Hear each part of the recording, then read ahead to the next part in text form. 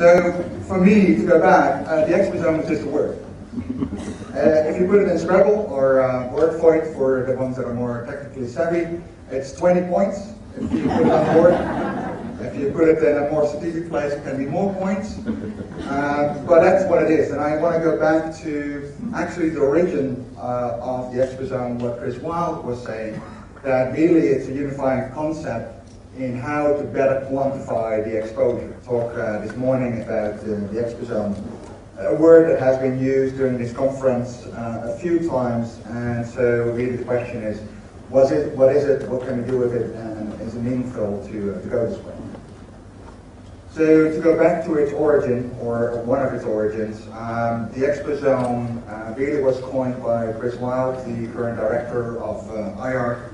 And basically, he coined this term at a time that a lot of our resources were going into genetics and finding the genetic sources of disease.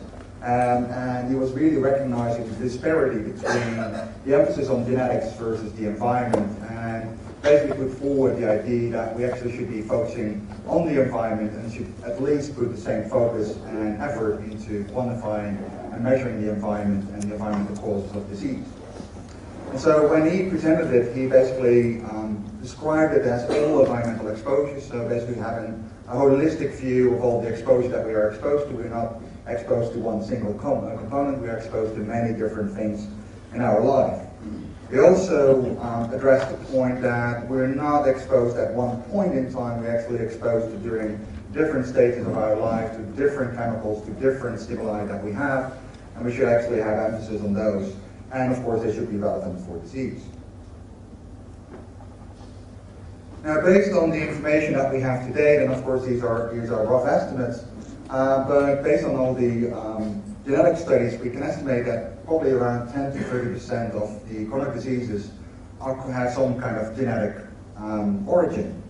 Well, actually, most of the diseases have a very large environmental component, being 70 to 90%. Now, in that recognition, and this is where the exposome came back, so this original term was coined in 2005, and until 2010 there was no mention of the exposome. It kind of disappeared to the background, and in 2010 this term came back, and one of the people that brought it really back to the attention was Steve Rappaport, which you all know, and here is a nice picture of him. And basically he made the argument that, well, actually environmental exposures are just poorly characterized, and that is the reason that we have trouble in identifying those environmental causes of disease. So we really should be trying to actually improve that. The other argument that he made is that we kind of have a fragmented view of exposures. We tend to split our vision into, well, we study radiation, so we have radiation epidemiology, we have people that do air pollution, and we have people that do occupational exposure assessment and epidemiology. And really all of those different exposures and all those different exposures together are really changing our internal milieu, our internal environment. And even the interaction between what happens outside our body, what happens inside our body, is really important, and that is determining our internal chemical environment, if you want to call it like that. And so you can think about, for instance, how the gut flora changes what we eat, changing our internal chemical environment.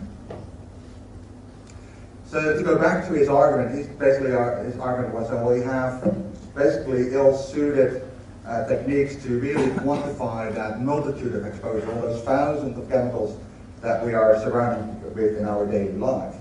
And so he argued that the way that we are approaching it might be inefficient, and maybe we should go to a more agnostic approach, where he was arguing for a top-down approach, which basically would mean that we would select people with a disease, we would select people without a disease, and we basically would, preferably in prospectively collected samples, measure all the chemicals, all the exposures that people have been exposed in, their exposure experience until that date, and we basically compare that to actually find the environmental cause of disease.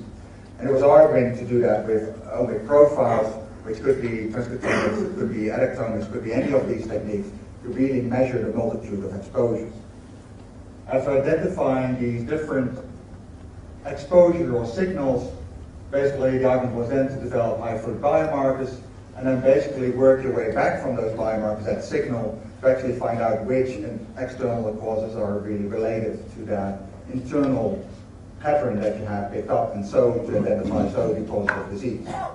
I think the underlying unifying principle of the exposome is improved exposure assessment. I don't think there's one single technique, there's not one single design that would actually have the magic solution to the problem that we are facing. It is the combination of all these things that will get us further. So that needs advances in all these different techniques, measurement techniques. It needs advances in getting access to databases that we might be using, the things that Marty was talking about. We need to think about better and novel study designs, and we need to think about using appropriate statistics. So I think we still have to start thinking outside the box. We have been doing studies in the kind of way that we have been doing for a long while, have been very successful, they have been very useful, but I think now we have to start looking at how we can actually use these new technologies to actually come up with new study designs, new ways to actually try to delve into that iceberg that we have to discover.